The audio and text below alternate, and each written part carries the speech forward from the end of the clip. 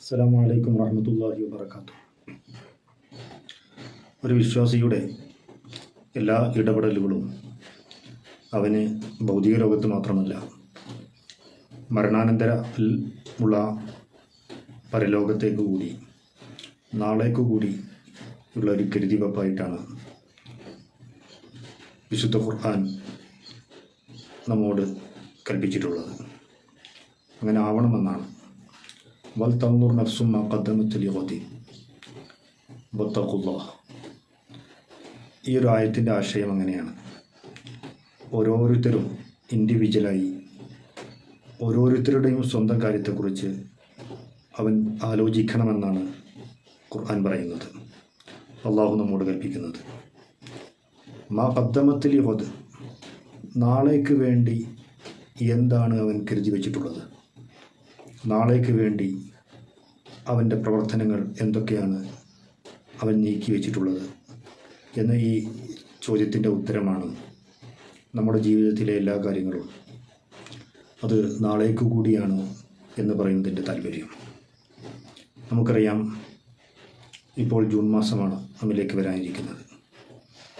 June അത് പാരിസ്ഥിതികമായ ആലോചനകളുടെ, ഭൂമിയെക്കുറിച്ച്, വെള്ളത്തെക്കുറിച്ച്, വായുവിനെക്കുറിച്ച്, പരിസ്ഥിതിയെക്കുറിച്ച്, മലിനീകരണത്തെക്കുറിച്ച്, ശുചീകരണങ്ങളെക്കുറിച്ച് ഒക്കെ മനുഷ്യർ കൂടുതലായി ചിന്തിക്കുകയും സംസാരിക്കുകയും ചെയ്യുന്ന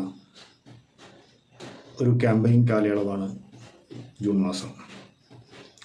ഇവിടെ ഒരു വിശ്വാസിയുടെ ഇടപെടൽ എന്തായിരിക്കണം എന്നതാണ് നമ്മൾ ആലോചിക്കുന്നത്.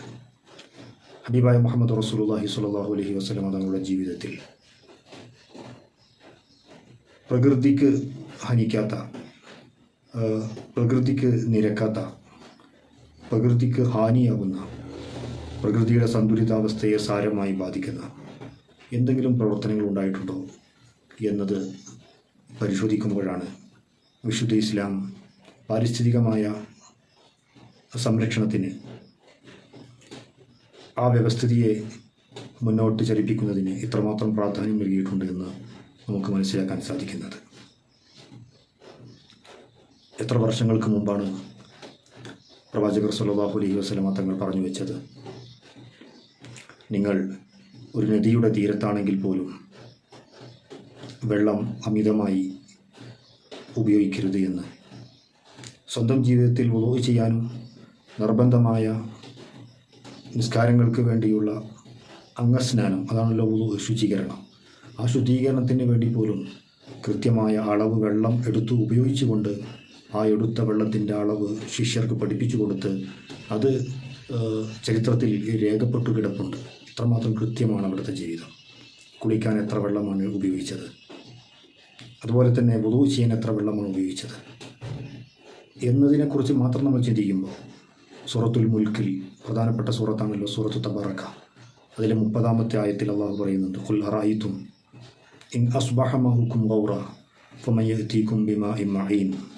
അള്ളാഹു ചോദിക്കുന്നത്, നിങ്ങൾ ദൈനംദിന ജീവിതത്തിൽ ഉപയോഗിക്കുന്ന ശുദ്ധമായ വെള്ളം, ഇൻ അസ്ബഹ മഅുകും ഗൗറ, ആ വെള്ളം ഒരു പ്രഭാതത്തിൽ, ഒരു നിമിഷത്തിൽ പെട്ടെന്ന് അത് ഉപ്പുവെള്ളമായി പോയാൽ, ഫമൻ യഅതീകും ബിമാഇൻ മഈൻ, നിങ്ങളിൽ ആർക്കാണ് ആ ഉപ്പുവെള്ളത്തെ വീണ്ടും അതിൻ്റെ തനതായ സ്വഭാവത്തിലേക്ക് ശുദ്ധമായ ജലമായി തിരിച്ചു കൊണ്ടുവരാൻ ആർക്ക് സാധിക്കുമെന്ന ചോദ്യം.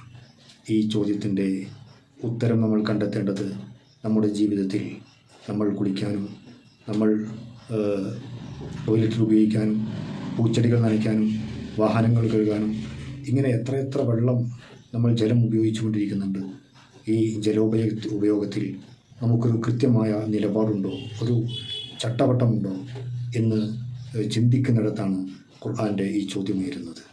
അതുകൊണ്ട് തന്നെ നമ്മുടെ കിണറുകളിൽ എത്ര വെള്ളമുണ്ടെങ്കിലും അത് യഥേഷ്ടം നമുക്ക് ഉപയോഗിക്കാമെന്ന ഒരു ധാരണ അത് തിരുത്തപ്പെടേണ്ടതാണ്.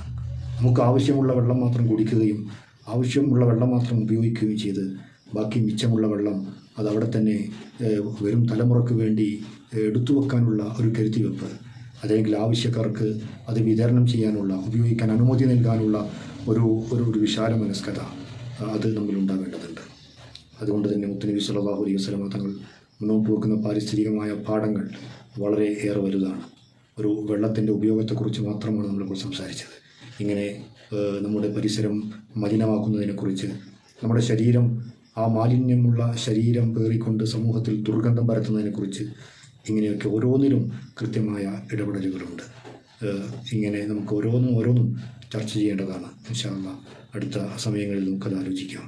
അള്ളാഹു നമുക്ക് എല്ലാം കൃത്യമായി ഉപയോഗിക്കുകയും അമിതമായി ദുർവ്യയം ചെയ്യാതെ ഒരു സൂക്ഷ്മമായ ജീവിതം നമ്മുടെ പ്രകൃതി വിഭവത്തോടുകൂടി, പ്രകൃതിയോടുകൂടി, ഭൂമിയോടുകൂടി നമുക്ക് ഉത്തരവാദിത്വം നിർവഹിച്ചുകൊണ്ട് ജീവിക്കണം. അതിന് അള്ളാഹു നമുക്ക് അനുഗ്രഹം ചെയ്യട്ടെ. അസ്സലാമു അലൈക്കും.